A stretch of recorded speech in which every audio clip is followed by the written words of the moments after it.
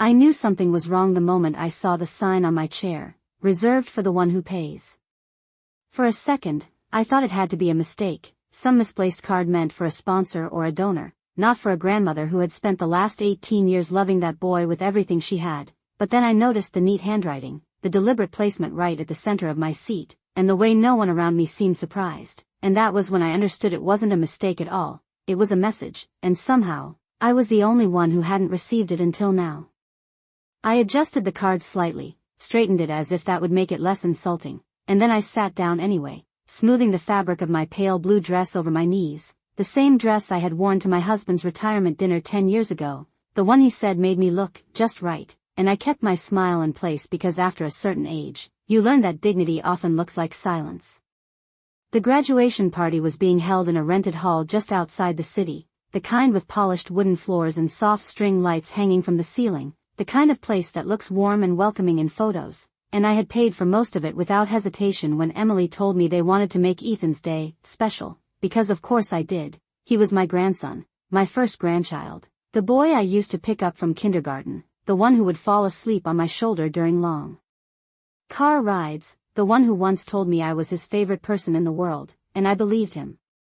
There were round tables covered in white linen, centerpieces with fresh flowers, and a large banner that read, "Congratulations, Ethan," in gold letters, and everything looked exactly the way Emily had described it when she showed me her plans, except for that one small detail sitting in front of me like a quiet accusation. I glanced around the room, watching guests laugh and chat, holding glasses of sparkling cider and plates of catered food, and for a moment, everything felt normal, almost beautiful, until I noticed how Emily moved through the crowd, her smile bright but her eyes sharp. Stopping to greet people, thanking them for coming, and every now and then, gesturing subtly in my direction, not introducing me, not acknowledging me, just pointing, as if I were part of the decor, something that belonged to the event rather than to the family. Daniel stood near the stage, adjusting the microphone, talking to one of Ethan's teachers, and when our eyes met briefly, he looked away almost immediately, like he had forgotten how to hold my gaze, and that small movement landed heavier than the sign ever could. I folded my hands in my lap and listened to the low hum of conversation around me, the clinking of glasses, the occasional burst of laughter, and I told myself to stay calm, to observe, because reacting too quickly would only make me look exactly the way they probably already saw me, emotional, inconvenient, out of place.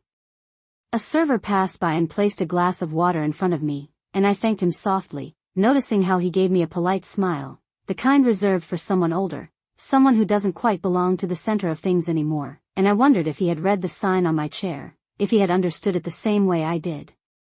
Emily's voice rose above the crowd as she called for everyone's attention, and I turned my head slightly, watching her step up to the microphone, her posture confident, her tone warm, thanking everyone for coming, talking about how proud they were of Ethan, how much effort had gone into making this day perfect, and I listened carefully, waiting, just once, to hear her say my name, to acknowledge the woman who had quietly written check after check to make sure this perfect day could exist, but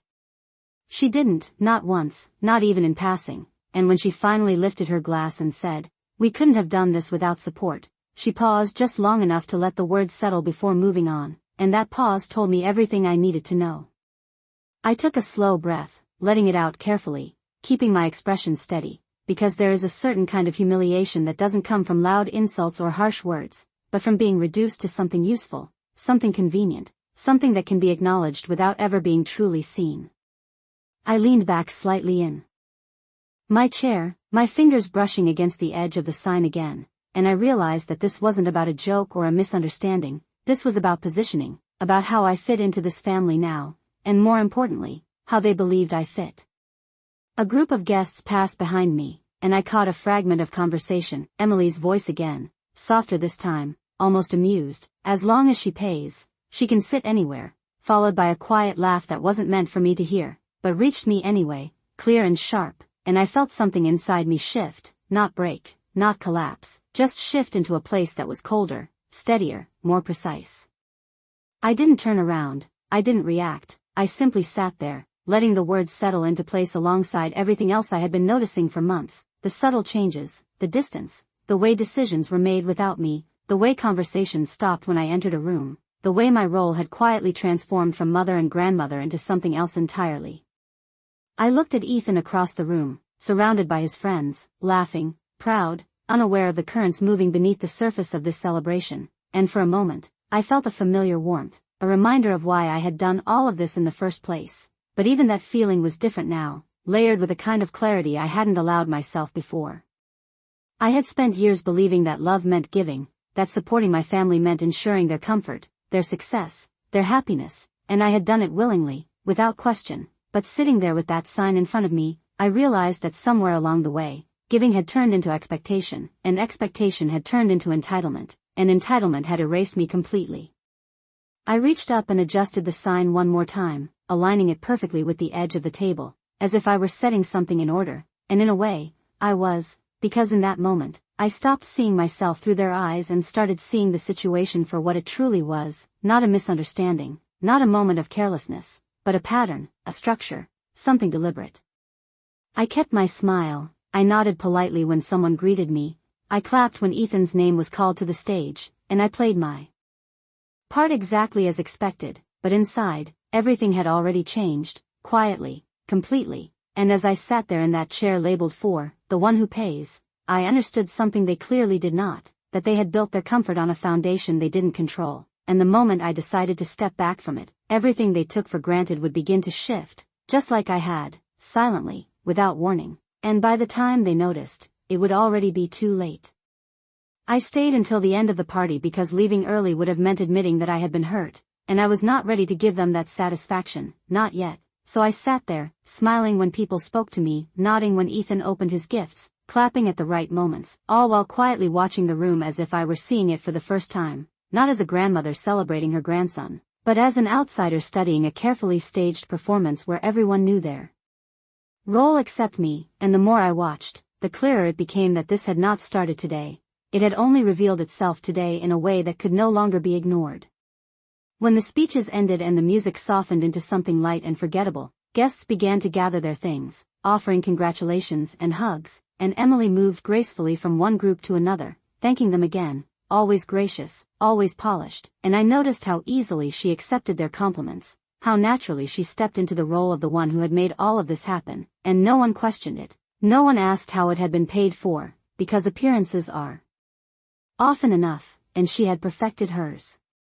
Daniel approached me once, briefly, his hands in his pockets, his shoulders slightly tense, and he said, "Everything looks nice, Mom," as if he were commenting on a decoration rather than acknowledging what I had done, and I looked at him, really looked at him, at the lines around his eyes, at the hesitation in his voice, and I realized that he knew, not everything, perhaps, but enough to understand that something was off, and yet he chose silence, the same silence I had carried for years, and in that moment, I saw how easily silence can be inherited, passed down like an unspoken rule within a family. I told him, yes, it turned out well, and I left it there, because there was nothing else to say that would not unravel something I was not yet ready to pull apart. Ethan came over a few minutes later, still holding a card from one of his friends, his face bright, his energy restless, and he hugged me quickly, saying, "Thank you for coming, Grandma," and I felt the words settle in a place that used to feel warm, but now felt distant, not because he meant anything by it, but because he did not know the full picture. He did not know how much of this day had been built quietly, carefully, behind the scenes, and I did not blame him for that. He was still young, still learning how the world worked, still believing that things simply happened because they were meant to, not because someone made them happen. I touched his arm gently and said, "Would not have missed it," and I meant that, even now, even with everything I had seen, because love does not disappear in a single moment, it shifts, it adjusts, it becomes something else, something more cautious, more aware. As the room began to empty, I noticed the staff clearing tables, folding chairs, collecting the remnants of the evening, and I remained seated for a while longer, watching the sign in front of me, the one that had started all of this, and I realized that I had spent years ignoring smaller versions of that same message, comments that were brushed off as jokes, decisions made without me, assumptions that my role was simply to provide and not to question, and I had accepted it because it felt easier, because it allowed me to maintain the illusion that everything was still intact, that my place in this family was secure, when in reality, it had been quietly shifting all along. Emily walked past me one last time, her heels clicking softly against the wooden floor, and she paused just long enough to give me a brief smile, the kind that does not quite reach the eyes, and said, "Thank you again for everything," and there it was, the acknowledgement, but not the kind that restores dignity, the kind that confirms the role she has assigned you, and I returned the smile, just as polite, just as controlled, and said, "Of course, because sometimes agreement is the easiest way to end a conversation that no longer deserves your energy." When I finally stood up, I picked up the sign and held it for a moment, feeling the smooth surface beneath my fingers, reading the words again as if they might change, but they did not. They remained exactly what they were, simple, clear, undeniable, and I placed it back on the table, exactly where I had found it, not out of acceptance, but because I wanted it to remain there, visible, a quiet reminder of what had been revealed tonight. The drive home was longer than usual, not because of distance, but because of the thoughts that filled the space, each one connecting to the next, forming a pattern that I could no longer ignore, and by the time I pulled into my driveway, the sky had already darkened, the porch light casting a soft glow over the front steps, and for a moment, I sat in the car, my hands resting on the steering wheel, letting the silence settle around me. Not the kind of silence that feels empty, but the kind that feels full, heavy with understanding. I walked inside, placing my purse on the table by the door, and the house greeted me the way it always had, quiet, steady, familiar, and I moved through it slowly, turning on a lamp in the living room, setting down my keys, removing my shoes, small actions that grounded me in something that still belonged entirely to me, something that had not been shaped by anyone else's expectations. I sat down on the couch and looked around, at the framed photographs on the wall, at the shelves filled with years of memories, and I thought about how much of my life had been built with intention, with care, with a sense of responsibility not just to myself, but to the people I loved, and I realized that somewhere along the way, I had allowed that responsibility to become one-sided, something I carried without question while others benefited without reflection. I reached for the folder on the side table, the one I had not opened in months, the one that contained documents my husband had insisted I keep, telling me, "You should always know where things stand," and at the time, I had nodded, trusting him to handle everything as he always had, but tonight, those words returned with a different weight, a different meaning, and I opened the folder slowly, flipping through the pages, seeing names, accounts, documents I had signed without fully understanding, not because I was incapable, but because I had believed I did not need to know, that trust was enough, and now, sitting there in the quiet of my own home, I understood that trust without awareness can leave you invisible in ways you do not notice until it is too late. I leaned back against the couch, the folder open in my lap, and for the first time in a long while, I did not feel confused or hurt. I felt focused, clear, aware of something that had been there all along, waiting for me to acknowledge it, and I closed the folder gently, placing my hand on top of it as if to steady it, or perhaps to steady myself, and I said quietly, not to anyone else, but to the room, to the silence, to the version of myself that had sat at that table earlier, "They think I only pay," and the words lingered for a moment before I added, just as softly, "They have no idea what that really means." The next morning, I woke up earlier than usual, not because I had somewhere to be, but because my mind had already moved ahead of me, sorting through everything I had seen, everything I had ignored for years, and everything I could no longer pretend not to understand, and for a few quiet moments, I lay there listening to the soft hum of the house, the distant sound of a car passing on the street, the steady rhythm of something that had remained unchanged even as everything else had shifted, and I realized that this was the first morning in a long time where I did not feel obligated to anyone else's expectations, only to my own clarity. I made my way to the kitchen, filled the kettle, and watched as the water slowly came to a boil, the simple routine grounding me in a way that felt different now, more deliberate, and as I poured the hot water into my cup, I found myself thinking not about the party, not about the sign, but about the years that had led to that moment, the quiet decisions, the small accommodations. The ways I had chosen convenience over awareness because it made life smoother, easier, less complicated, and I understood now that ease can sometimes come at a cost that is not immediately visible. I carried my tea to the dining table and set down the folder beside me, opening it again with a steadiness that surprised even me, flipping through the documents one by one, this time not as someone passively reviewing papers, but as someone actively looking for understanding, reading each line carefully, noticing details I had overlooked before, names, dates, account numbers, legal terms that once seemed distant but now felt relevant, necessary, and as I moved from one page to the next, a picture began to form, not suddenly, but gradually, like something coming into focus after being blurred for far too long.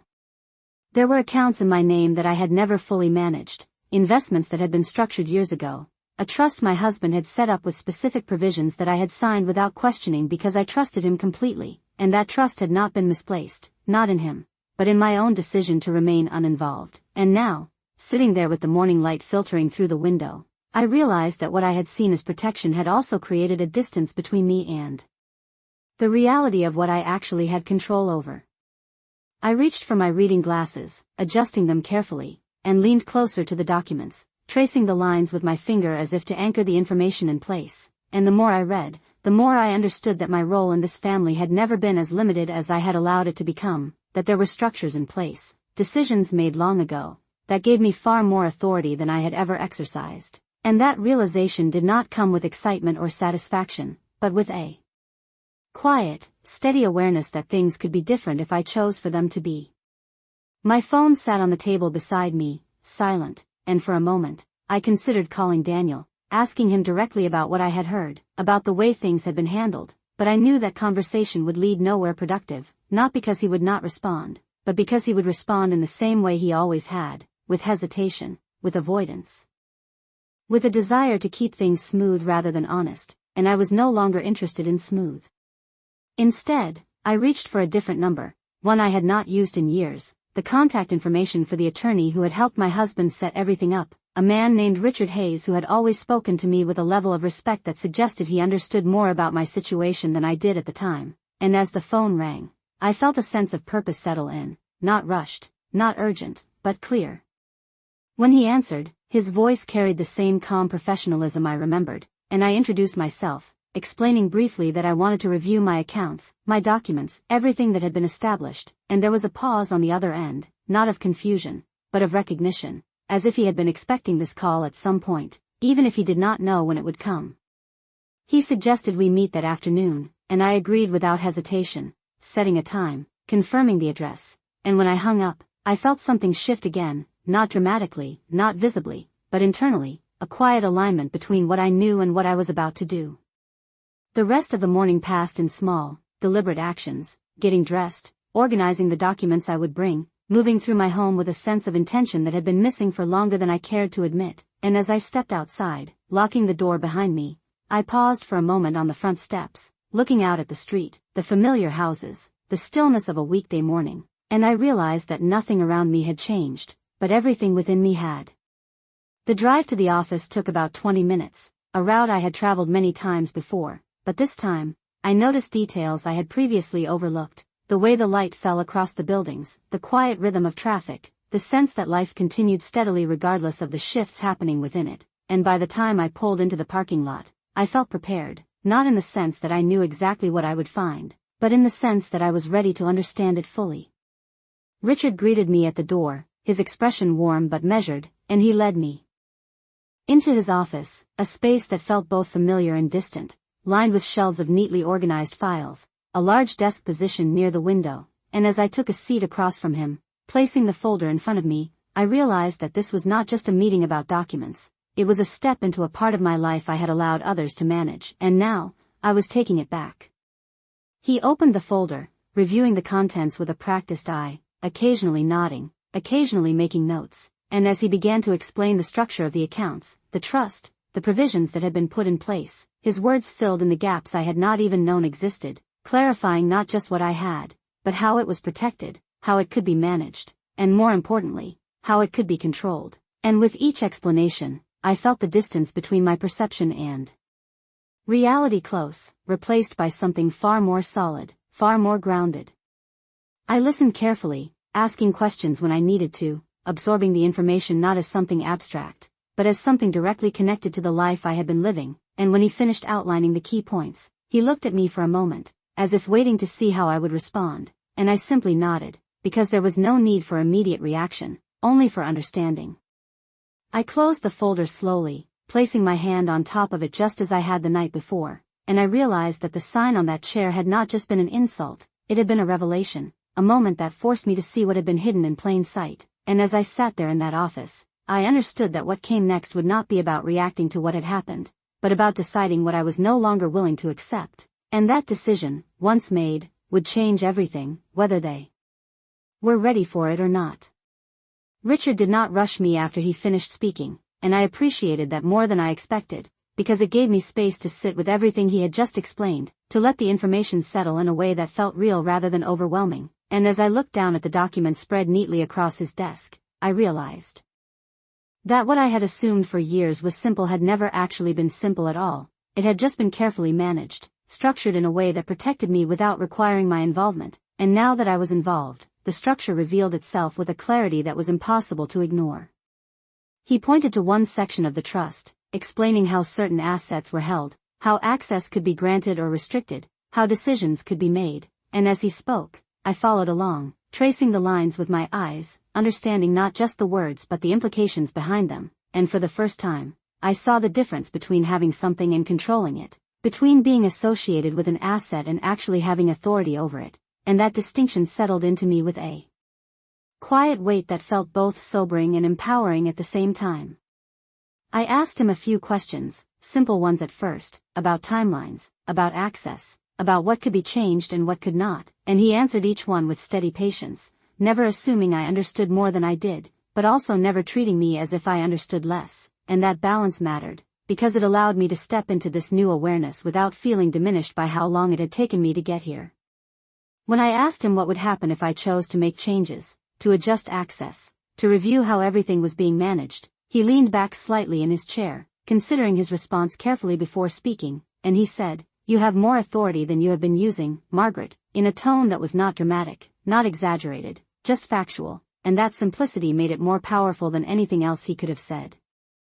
I nodded slowly, letting that settle, and I realized that for years, I had operated under the assumption that my role was supportive, that my contributions were meant to remain behind the scenes, and that the people I trusted would naturally act in ways that respected that support. But sitting there now, I understood that support without boundaries can easily be redefined by others, and once it is redefined, it becomes something else entirely.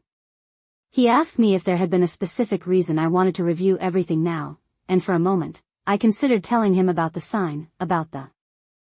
words on that chair, about the quiet laughter I had overheard, but instead, I simply said, "I think I have been out of the loop for too long," because that was the truth in its simplest form, and it was enough.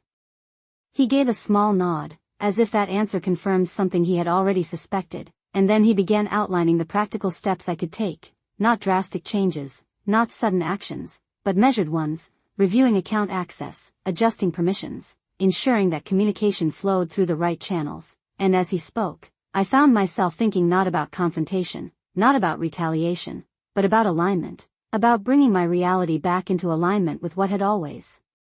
been mine to manage, even if I had not chosen to manage it before. When the meeting ended, I gathered the documents carefully, placing them back into the folder with a level of attention that reflected how differently I now saw them, and as I stood to leave, Richard said, "If you decide to move forward with any changes, let me know, and we can handle it properly," and I appreciated the word properly, because it suggested order, structure, intention, everything that had been missing from the way things had unfolded recently. The drive home felt quieter than the drive there, not because there was less to think about, but because the thinking had shifted from confusion to direction, and as I pulled into my driveway, I did not pause this time. I stepped out of the car, walked up to the door, and unlocked it with a steady hand, moving inside with a sense of purpose that felt new but also familiar, like something I had once known and simply forgotten how to access. I placed the folder on the table again, but this time, it did not feel like something separate from me. It felt like something connected, something that required my attention and my decision, and I moved through the house with that awareness present in every step, turning on lights, setting down my keys, straightening a chair that did not need straightening, small actions that reflected a larger shift taking place beneath the surface. Later that afternoon, my phone rang, and I saw Daniel's name on the screen, and for a moment, I simply looked at it, considering whether to answer, not out of hesitation, but out of intention. And then I picked it up, holding it to my ear as I said, "Hello," in the same calm tone I had always used. He asked how I was, his voice careful, as if he were testing the ground before stepping further, and I said, "I am fine," which was true, though not in the way he might have expected, and there was a pause before he mentioned the party, saying that everything had gone well, that people had enjoyed themselves, and I listened, not interrupting, not correcting, just allowing him to speak, because sometimes what people choose to say reveals more than what they avoid. When he finished, I said, "It was a nice event," and left it there, not because I had nothing more to say, but because I understood that this was not the moment for that conversation. That conversation would come later, when I had fully decided what needed to be said and how it needed to be said. After we hung up, I stood in the kitchen for a moment, looking out the window at the backyard, the familiar lines of the fence, the tree in the corner that had grown steadily over the years, and I thought about growth, about how it happens slowly, almost invisibly, until one day, you look at something and realize it is no longer what it once was, and I understood that the same was true for people, for relationships, for roles within a family, and that realization did not bring sadness in the way it might have before. It brought clarity. That evening, I sat at the table again, the folder open, a pen in my hand, and I began making notes, not emotional ones, not reactive ones, but practical ones, names, accounts, questions to follow up on, steps to take, and with each line I wrote, I felt the situation become less abstract and more defined, less about what had been done to me and more about what I would do moving forward. I thought again about the sign, about the words printed so neatly, "Reserved for the one who pays," and I realized that they had intended it as a label, a limitation, a way to define me within their understanding of the world, but labels only hold power when you accept them, and I no longer did, not in the way they expected. I set the pen down, closed the folder, and rested my hands on the table, looking at the space in front of me with a calm that felt steady, grounded, and I said quietly, not as a declaration, but as a simple acknowledgement of truth, "If I am the one who pays, then I am also the one who decides," and the words did not echo, they did not need to, because they settled exactly where they belonged, and from that moment on, I knew that whatever came next would not be shaped by assumption or silence, but by choice, and that difference would change everything. The following day unfolded quietly, almost deceptively so, as if nothing significant had shifted, as if the world outside my home had continued exactly as it always had, but inside me, something had settled into place with a clarity that did not waver, and I carried that clarity with me as I moved through the morning, making breakfast, watering the plants by the window, folding a blanket that did not need folding, each action simple, deliberate, grounded in a sense of control I had not felt in years, not because anything external had changed yet, but because I had.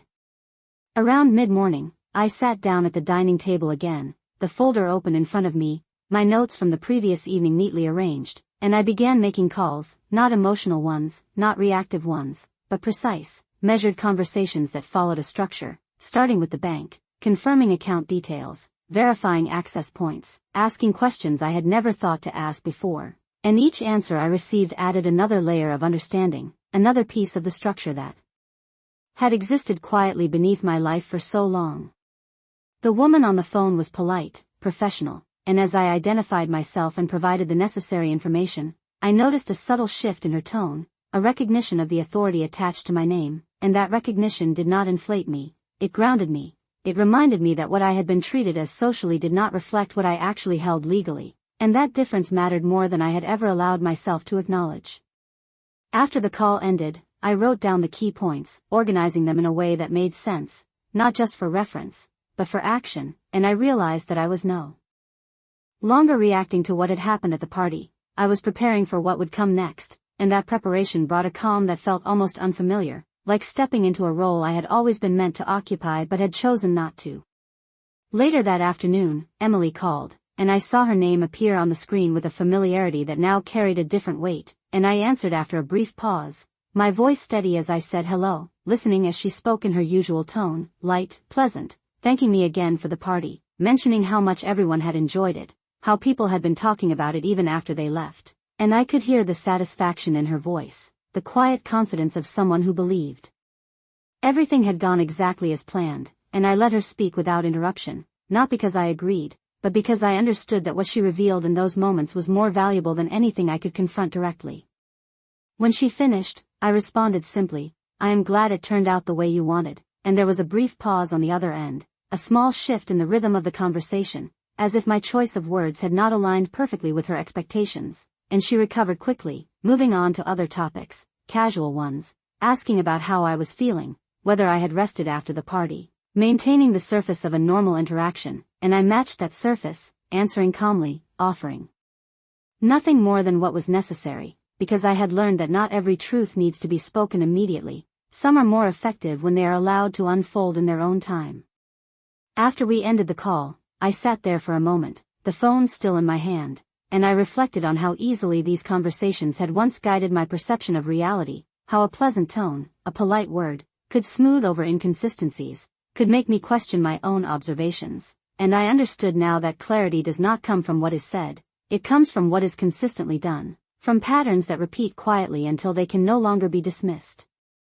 That evening, I reviewed the documents again, this time with a different focus, not just understanding what existed, but considering how it was currently being used, how access had been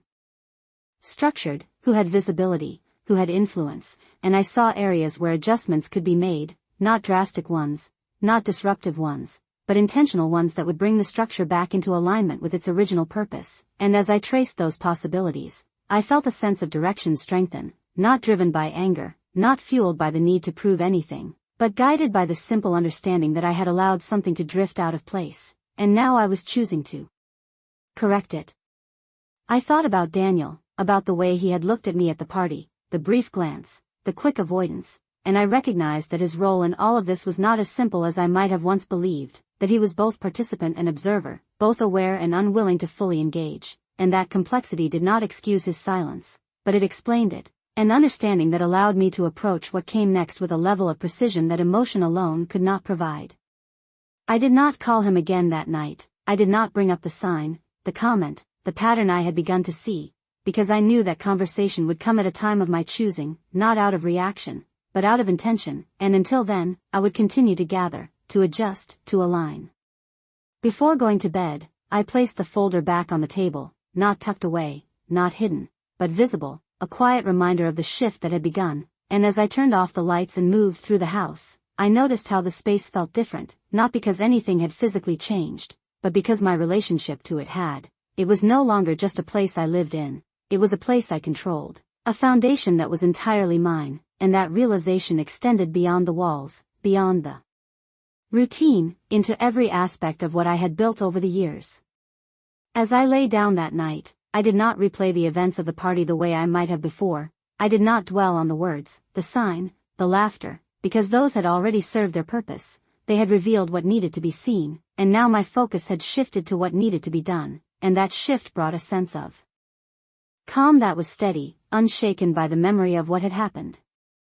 In the quiet of that moment, I understood something that had taken me years to fully grasp, that respect is not something you request or negotiate, it is something that is either reflected back to you or it is not, and when it is not, the response is not to demand it, but to adjust the conditions that allowed it to be withheld in the first place, and with that understanding, I closed my eyes, knowing that the next steps would not be loud, they would not be dramatic, but they would be effective. Because they would be rooted not in reaction, but in clarity, and that kind of clarity has a way of reshaping everything around it without ever needing to announce itself. By the third day, the changes had already begun, not in ways anyone outside would notice, not in ways that would draw attention or invite questions, but in the quiet, structured adjustments that happen behind the scenes when someone finally decides to step fully into their own authority, and I moved through that process with a calm that surprised even me, because there was no urgency, no need to rush, only a steady progression of decisions that aligned with what I now understood to be true. That morning, I contacted Richard again, not to revisit what we had discussed, but to begin implementing the first layer of changes, reviewing account access, adjusting who could view what, ensuring that notifications and statements would now come directly to me rather than being filtered through others, and as we spoke, I noticed how straightforward the process was, how little resistance there was once the decision had been made, and it occurred to me that the only real barrier had ever been my own willingness to engage.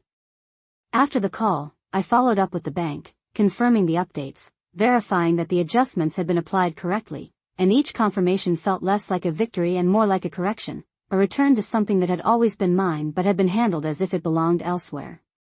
I did not inform Daniel or Emily of these changes, not because I was hiding anything, but because there was nothing to explain yet, nothing that required discussion until the full structure had been brought back into alignment, and I understood that timing mattered, that clarity is most effective when it is complete rather than partial.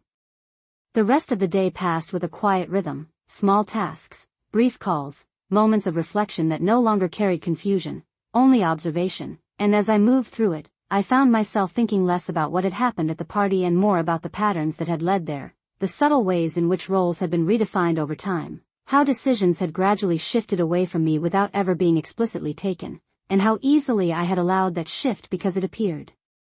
harmless at first, even helpful. In the afternoon, I received a message from Daniel, a simple one, asking if I would be available for dinner later in the week, and I read it carefully, noticing the phrasing, the lack of detail, the assumption that I would agree without question, and I realized that even this small interaction reflected the same pattern, the expectation that my time, my presence, my involvement would remain consistent regardless of how I was being treated, and I set the phone down for a moment before responding. Not out of hesitation, but out of intention, and when I did reply, I wrote, "I will let you know after I check my schedule," a sentence I had never used with him before, and as simple as it was, it marked a shift, a small but significant adjustment in how I positioned myself within these interactions. That evening, I returned to the documents once more, not because I needed to understand them again, but because I wanted to see them through this new perspective, and I noticed details that had previously felt distant now felt immediate, actionable, and I began outlining the next steps, not just in terms of access and structure, but in terms of communication, how and when certain conversations would take place, what information would be shared, and what would simply be enacted without announcement, because I understood that not every change needs to be declared in advance. Some are more effective when they are experienced directly. I thought again about Emily's voice at the party, the casual way she had reduced me to a function, and I did not feel anger in that memory. I felt clarity, because her words had not created the situation, they had revealed it, and that distinction mattered, because it meant that what I was addressing now was not a single moment, but an entire structure that had been allowed to exist unchecked. The following morning, I took another step, contacting the financial advisor listed in the documents, introducing myself not as someone seeking information, but as someone confirming oversight, and the conversation was brief but telling, the same subtle shift in tone, the same recognition of authority that had always been there, waiting to be exercised, and as I ended the call, I realized that this process was not about confrontation, it was about presence, about ensuring that I was no longer absent from decisions that directly involved me.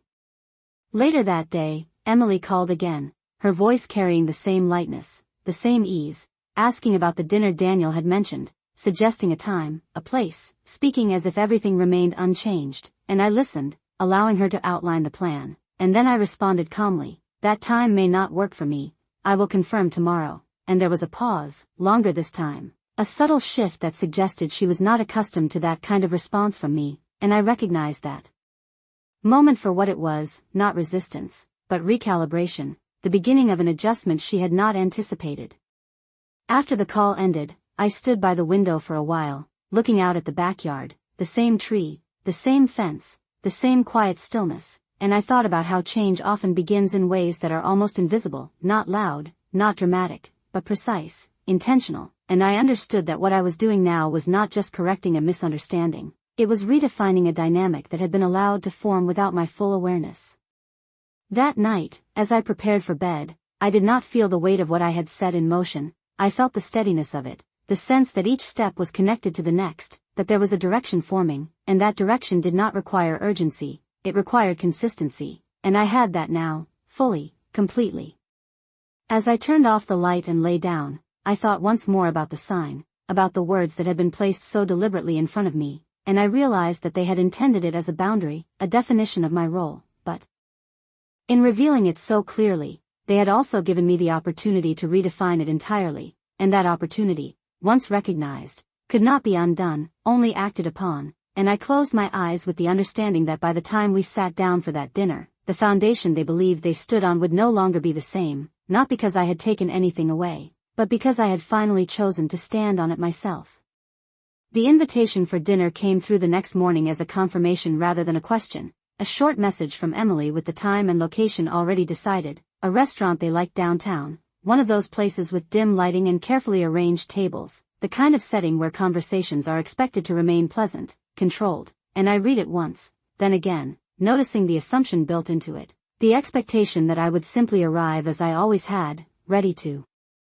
participate, ready to accommodate, and for a moment, I let that familiarity sit with me before responding with a single word, confirmed, because this time, I was not stepping into the evening as the same person they expected, I was stepping in with a clarity they had not yet seen. The rest of the day unfolded with a quiet sense of preparation, not in the sense of rehearsing what I would say, but in the sense of reinforcing what I already knew, reviewing the documents once more, confirming the changes that had been made, ensuring that every detail aligned with the direction I had chosen, and by the time the evening arrived, there was no uncertainty left, only a calm readiness that felt steady and grounded. I arrived at the restaurant a few minutes early, stepping inside and taking in the space, the soft hum of conversation, the muted clinking of glasses, the warm lighting that softened everything it touched, and I allowed myself a moment to stand there, observing, not as someone waiting to be included, but as someone fully present, fully aware of the role I was about to redefine. When Daniel and Emily walked in, they spotted me quickly, Emily's smile immediate, polished as always, Daniel's expression more reserved, and they approached with the same familiarity that had defined every previous meeting, greetings exchanged, chairs pulled out, menus placed in front of us, and for a few minutes. Everything followed the expected pattern, small talk, comments about the restaurant, a brief mention of the party, all of it moving along the surface without touching anything deeper. I listened, responding when appropriate, keeping my tone even, my expressions measured, because I understood that the beginning of this conversation needed to remain steady, not for their sake, but for mine, to ensure that what followed would not be dismissed as emotion, but recognized as intention. When the waiter came to take our orders, Emily spoke first, confidently, choosing dishes for herself and Daniel, suggesting what I might like as if it were a natural extension of her role, and I waited until she finished before speaking, selecting my own meal without hesitation, a small shift, almost invisible, but deliberate, and I noticed the brief pause that followed, the subtle adjustment in her posture as she registered the difference. As the waiter left, the conversation resumed, but there was a slight change in its rhythm, a hesitation that had not been there before, and I recognized it as the first sign that something had shifted, not dramatically, but enough to be felt. I placed my hands on the table, fingers lightly resting against each other, and I looked at them both, not with accusation, not with confrontation, but with a steady focus that did not waver, and I said, I wanted to talk about something, my voice calm, even, and they both nodded, Emily's expression attentive, Daniel's more cautious, and for a moment, there was silence, not uncomfortable, but expectant. I continued, at the graduation party, there was a sign on my chair, and I let the words settle, watching their reactions carefully, the slight tightening in Daniel's jaw, the quick flicker in Emily's eyes before she smiled again, lighter this time, dismissive, and she said, oh, that was just a joke, something the event planner put together, her tone casual, as if the explanation were obvious, as if it required no further thought, and I listened, allowing her to finish, because what mattered was not the explanation itself, but the ease with which it was offered. I nodded slightly, acknowledging her words without agreeing to them, and I said, it did not feel like a joke, and there was a pause, longer this time, the kind that stretches just enough to reveal discomfort, and Daniel shifted in his seat, glancing at Emily before looking back at me, as if unsure where to position himself, and I saw in that moment the same pattern I had recognized before, the hesitation, the avoidance, the choice to remain neutral rather than engaged. Emily leaned forward slightly, her expression softening, her voice taking on a more reassuring tone as she said, you are overthinking it, we would never mean anything like that, and I watched her carefully, noticing how quickly she moved to redefine my perception, how smoothly she attempted to replace my experience with her version of events, and I understood that this was not new, it had simply been easier to accept before. I did not argue, I did not raise my voice, I simply said, I also heard what you said behind me, and that was enough. The shift was immediate, subtle but undeniable, the air at the table tightening just slightly, Emily's smile faltering for a fraction of a second before returning, Daniel's gaze dropping to the table, and I let that moment exist without rushing to fill it, because silence, when used correctly, has a way of revealing more than words ever could. I continued, my tone unchanged, I have spent years supporting this family, and I did it willingly, because I believed in what we were building together, and I paused, not for effect, but because I wanted each word to stand on its own, but I will not be reduced to a role that only exists when it is convenient. There was no accusation in my voice, no anger, just a statement of fact, and that difference mattered, because it left no room for dismissal, no space to reframe it as emotion. Emily opened her mouth as if to respond, but I lifted my hand slightly, not to silence her, but to signal that I was not finished, and I said, "This is not about a sign, it is about a pattern," and I let that settle, watching as the understanding began to take shape, not fully, not completely, but enough to be recognized. Daniel finally spoke, his voice quieter than usual. "Mom, that is not how we see you." And I looked at him, holding his gaze for a moment, and I said, "It may not be how you say you see me, but it is how I have been treated," and there was no tension. In the words, no force, just clarity, and that clarity left little room for contradiction. The waiter returned briefly, placing our drinks on the table, and the interruption allowed the moment to shift slightly, giving them space to process what had been said, and I used that pause not to retreat, but to observe, to understand how they were adjusting, how they were recalibrating in response to something they had not expected. When the waiter left again, the conversation resumed, but it was no longer the same. The surface had been broken, and what remained was something more real, more uncertain, and I sat there, steady, composed, knowing that this was only the beginning, not of conflict, but of change, and that whatever came next would no longer follow the patterns they had relied on for so long, because those patterns no longer existed in the same way, not after I had chosen to see them clearly, and more importantly, not after I had chosen to respond. Emily's expression did not collapse the way someone's might when they are caught off guard. Instead it adjusted, subtly, almost elegantly, like a performer shifting tone mid-scene, and she leaned back slightly in her chair, her fingers resting lightly against the stem of her glass as she let out a small breath that could have passed for a laugh if it had been lighter, and she said, "Margaret, I think this is being taken much more seriously than it was ever intended," her voice calm, measured, carefully controlled, and I recognized that tone immediately, not because it was new, but because it had been used before, in smaller moments, quieter corrections, gentle redirections that had once made me question myself rather than the situation, but this time, I did not question anything, I simply listened.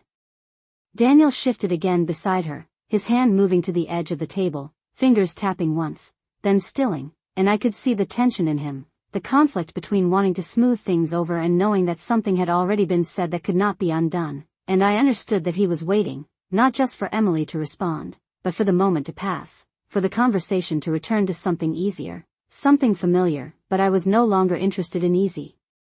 I looked at Emily, not with challenge, not with accusation, but with a steady attention that did not invite dismissal, and I said, "Intent does not change impact," the words simple, direct, and I let them settle without adding anything else, because they did not need explanation, they stood on their own. There was a pause, longer now, the kind that stretches just enough to become noticeable, and Emily's eyes held mine for a moment before shifting slightly, as if recalculating, and she said, "We have always appreciated everything you have done," and I noticed the phrasing, the shift from present to past, the subtle distancing embedded within it, and I understood that what she was offering was not acknowledgement, but closure, an attempt to place my role neatly into something completed rather than ongoing. I nodded once, slowly, acknowledging the words without accepting the framing, and I said, "Appreciation is not the same as respect," and again, I did not raise my voice, I did not lean forward, I did not press the point, I simply placed it there, allowing it to exist between us without force. Daniel exhaled softly, his gaze moving between us, and he said, "Mom, we are not trying to disrespect you," his tone earnest, almost pleading, and I looked at him, really looked at him, seeing not just the man he had become, but the patterns he had carried with him, the way he had learned to navigate discomfort by softening it rather than addressing it, and I understood that his intention may not have been to diminish me, but his inaction had allowed it to happen anyway, and that distinction mattered. I said, "This is not about what you are trying to do, it is about what is actually happening," and I kept my tone even, because clarity does not need to be loud to be understood. The waiter returned briefly with our meals, placing each plate carefully on the table, and for a moment, the conversation paused, the normal rhythm of dining reasserting itself, utensils lifted, glasses adjusted, the surface of the evening attempting to settle back into place. But the shift had already occurred, and there was no returning to what it had been before. I took a small bite, more out of habit than hunger, and I let the silence stretch just enough to allow them to sit with what had been said, because sometimes the most effective thing you can do is nothing at all, to give space for understanding to form without interference. After a moment, Emily spoke again, her tone softer now, more measured. "What is it that you want from us?" And the question was presented as an opening, but I recognized it for what it was, an attempt to define the terms, to bring the conversation back into a space where it could be managed, negotiated, and I considered it carefully before answering, because what I said next would set the direction for everything that followed. I placed my fork down, resting my hands lightly on the table, and I said, "I am not asking for anything," and I let that settle, watching as the expectation shifted, as the assumption of negotiation dissolved slightly, and I continued, "I am informing you that things will be different moving forward," and there it was, not a request, not a discussion, but a statement of change, delivered without force, without threat, simply as fact. Daniel's posture straightened slightly, his attention sharpening, and Emily's expression stilled for a fraction of a second before she asked, "Different how?" And I could hear the control in her voice, the effort to maintain composure, to keep the conversation within boundaries she understood, and I respected that effort in a way, because it meant she recognized that something had shifted, even if she did not yet understand the extent of it. I met her gaze and said, "I have reviewed everything," and I paused just long enough for the words to register, the accounts, the structure, the access, and I saw it then, the first real crack in her composure, subtle, almost imperceptible, but there, a flicker of uncertainty that had not been present before, and I continued, "And I will be making adjustments," my tone unchanged, steady, grounded, leaving no room for misinterpretation. Daniel frowned slightly, confusion mixing with concern, and he said, "What kind of adjustments?" And I looked at him, holding his gaze, and I said, "The kind that reflect the reality of who is responsible for what," and I did not elaborate further, because I did not need to, the implication was clear enough, and more importantly, it was true. Emily set her glass down carefully, the movement controlled, deliberate, and she said, "I am not sure I understand what you are implying," and I recognized the strategy, the attempt to shift the burden of explanation back onto me, to create space for reinterpretation, but I did not take that path. I simply said, "You do not need to understand it right now," and I allowed a small pause before adding, "You will see it," and that was enough, not because it explained everything, but because it signaled that the explanation would come through action rather than words. The table fell quiet again, the kind of quiet that is not empty, but full, charged with the awareness that something has changed in a way that cannot be undone, and I picked up my fork once more, taking another small bite, not because the conversation was over, but because it had reached a point where words were no longer necessary to establish what needed to be understood. I looked at them both, my expression calm, my posture relaxed, and I realized that this moment, this quiet, was the beginning of a new dynamic, one where I was no longer defined by their expectations, but by my own decisions, and that shift, once made, would carry forward into everything that followed, not loudly, not dramatically, but steadily, consistently, until the reality of it became undeniable. And as I sat there, finishing my meal in the same composed manner I had maintained all evening, I understood that they were beginning to sense it too, not fully, not completely, but enough to know that the foundation they had relied on was no longer as stable as they had believed, and that realization, even in its earliest form, was already changing the way they looked at me, not as someone who would simply accept, but as someone who had already begun to act. The rest of the dinner passed without raised voices, without dramatic gestures, without anything that an outsider would recognize as conflict, and yet everything had shifted in a way that could not be undone, a quiet realignment that settled beneath the surface of every word, every glance, every small movement at the table, and I remained exactly as I had been all evening, composed, measured, present, not pushing further, not retreating, simply allowing the weight of what had been said to exist, without interference. Daniel attempted once or twice to return the conversation to something lighter, asking about my garden, mentioning a project at work, and I responded politely, offering just enough to acknowledge the effort without fully engaging in the pretense that nothing had changed, because I understood that moving forward did not require confrontation, it required consistency, and consistency is built in small moments like these, where you choose not to step back into the role others expect. Emily, on the other hand, grew quieter, her usual ease replaced by a more careful attention, her eyes observing rather than directing, her posture slightly more rigid than before, and I could see the calculation behind it, the attempt to reassess, to understand what had shifted and how it might affect the dynamic she had relied on for so long, and I did not interfere with that process. I let it unfold, because awareness, once introduced, has a way of developing on its own. When the check arrived, Daniel reached for it instinctively, the familiar gesture of someone accustomed to handling that part of the evening, and for a brief moment, everything paused, not visibly, not dramatically, but just enough for the underlying pattern to reveal itself again, and before he could speak, I placed my hand lightly on the table and said, "I will take care of my portion," my tone calm, even, as if it were the most natural thing in the world, and the words themselves were simple. But the implication was not, because it marked a clear boundary where none had existed before. Daniel hesitated, his hand still near the check, and he said, "Mom, you do not have to," his voice carrying the familiar mix of politeness and assumption, and I looked at him and said, "I know," and left it there, because that was the point. I was not acting out of obligation, I was acting out of choice, and that distinction was something they needed to begin understanding. Emily did not speak, but I saw the slight narrowing of her eyes, the subtle shift in her expression as she processed the change, and I understood that this small moment, this quiet adjustment, carried more weight than anything else I had said that evening, because it translated words into action, and action is far more difficult to dismiss. The check was divided, the transaction completed without further discussion, and we stood to leave, chairs pushed back, jackets adjusted, the familiar closing of an evening that, on the surface, had been entirely ordinary, and yet nothing about it had been ordinary at all. As we walked toward the door, Daniel lingered slightly behind, his steps slowing just enough to create a small distance between us and Emily, and he said, "Mom, I did not realize you felt this way," his voice quieter now, more personal, and I turned to him, meeting his gaze with the same steadiness I had maintained throughout the evening, and I said, "That is part of the problem," not harshly, not accusingly, just truthfully, and he nodded, the weight of that acknowledgement settling into him in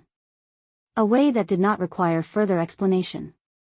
Outside, the night air was cool, the city lights reflecting softly off the pavement, and we paused for a moment near the entrance, the natural end point of any shared outing, and Emily stepped forward slightly, her tone composed as she said, "We will talk more about this," not as a question, not quite as a statement, but as something in between, and I looked at her and said, "You will understand more soon," and I let that be enough, because I had no intention of explaining what I had already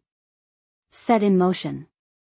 We parted ways shortly after, brief goodbyes exchanged, and I watched as they walked toward their car, their conversation already beginning in low, controlled tones, and I did not need to hear the words to know what was being said, the reassessment, the questions, the realization that something fundamental had shifted without their input, and I turned away, walking toward my own car with a sense of calm that was not tied to the outcome of that evening, but to the direction I had chosen. The drive home was quiet, the city gradually giving way to familiar streets, and as I moved through the steady rhythm of traffic, I reflected not on what had been said, but on what had been established, the boundaries, the clarity, the shift from being defined by others to defining my own position, and I realized that this was not a single moment of change. It was the beginning of a process that would continue to unfold in ways they could not yet anticipate. When I arrived home, I moved through the house with the same quiet intention that had guided me over the past few days, setting down my keys, turning on a light, placing my purse on the table, and I noticed how natural it all felt now, how the sense of control had settled into something steady, something that did not require effort to maintain. I walked over to the folder, still resting where I had left it, and placed my hand on it briefly, not to open it, not to review it again, but simply to acknowledge what it represented, the structure, the authority, the foundation that I had finally stepped into, and I understood that the next phase would not require constant action, only continued consistency, allowing the changes I had already initiated to take effect. My phone remained silent that night, no messages, no calls, and I was not surprised, because I knew they needed time to process, time to adjust, time to realize that the dynamic they had relied on was no longer available to them in the same way, and I did not intend to rush that realization, because the most effective changes are the ones that unfold without resistance, simply because there is no longer an alternative. As I prepared for bed, I paused for a moment by the window, looking out at the quiet street, the same view I had seen countless times before, and I thought about how easily roles can be assigned within a family, how quietly they can shift, how long they can persist without being questioned, and how quickly they can change once they are fully understood, and I felt no anger in that thought, no regret, only a steady awareness of what had been and what would now be different. I turned off the light and lay down, the events of the evening settling into place, not as something to be replayed, but as something that had already done its work, and as I closed my eyes, I knew that by the time the next conversation came, it would not be about explaining what had changed, it would be about acknowledging it, because the shift was already in motion, already shaping the reality around it, and there was nothing left to question, only to continue.